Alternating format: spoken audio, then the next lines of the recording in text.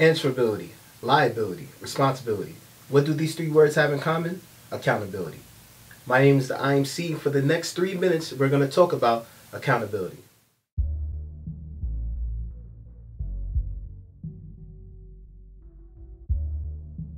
Now, I understand accountability is a word that everybody doesn't like because it holds you accountable to something. It means that you're responsible, that you're liable, something that you have to answer to. Now, I know many times when we're at work, we may do something wrong on the job. The supervisor or the manager may talk to us about it. We get upset and we're always like, why are they coming at me? I didn't do anything. But you see, they have to be held accountable for their actions. Because at the end of the day, their higher ups are going to ask them, well, did you sort out this problem? Did you do this? Did you do that? Did you go through the necessary steps?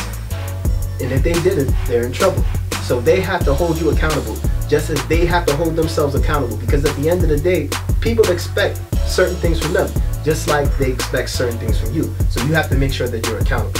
Another example of accountability would be, say, stealing someone's bike or something like that. Or just taking money from the cash register. You're going to have to answer to those people that you took from.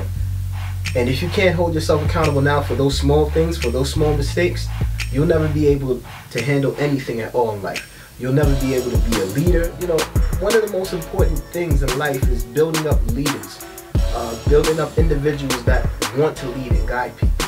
If your mind is not in that state, it's not going to work. You know, I know sometimes people hold me accountable for things that I do. And I may not see it right away. I know there's things that people hold me accountable for. And sometimes I may not see it right away, and I may get a little bit upset. But after I think about it, it makes sense. I need to be held accountable for my actions. Also, the same way I hold people accountable for their actions as well. Whether it's dealing with friends, family, we all make sure that we hold each other accountable. Because at the end of the day, when you go out there in the world, no one is going to tell you what to do, how to act, how to do this, how to do that. You have to hold yourself accountable at all times. Otherwise, you're just giving yourself a license to run wild and free and do whatever you want. And the same goes for whatever people you deal with. Being accountable can be a great thing, but not a lot of people understand the weight of accountability. For example, working in an LLC or limited liability corporation, it means that you are responsible for the things that happen in your corporation. Whether or not you like to believe it, you have to be held accountable for everything that you do. Yes, sometimes it is easy to make mistakes.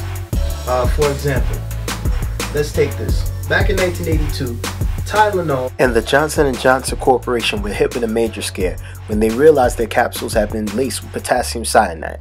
This resulted in the death of 7 individuals. People were opening up pill bottles, and what happened was that those bottles were laced with poison. And ever since that time, they've had child-proof cap locks on the bottles. This also led to a major recall on October 5th, 1982, to ensure that no one would be hurt or harmed by the medicine. But they had to hold themselves accountable for that, because that was major. Imagine taking a pain reliever, something that you just take for a headache, and you take it and then that's it, you don't wake up. They had to be held accountable for that. By the way, make sure that you visit our page on Facebook and YouTube, the name Gabriel Daniels Productions. Also, check out some of the new videos that I put on our YouTube channel. We got some great content. Take care. Peace.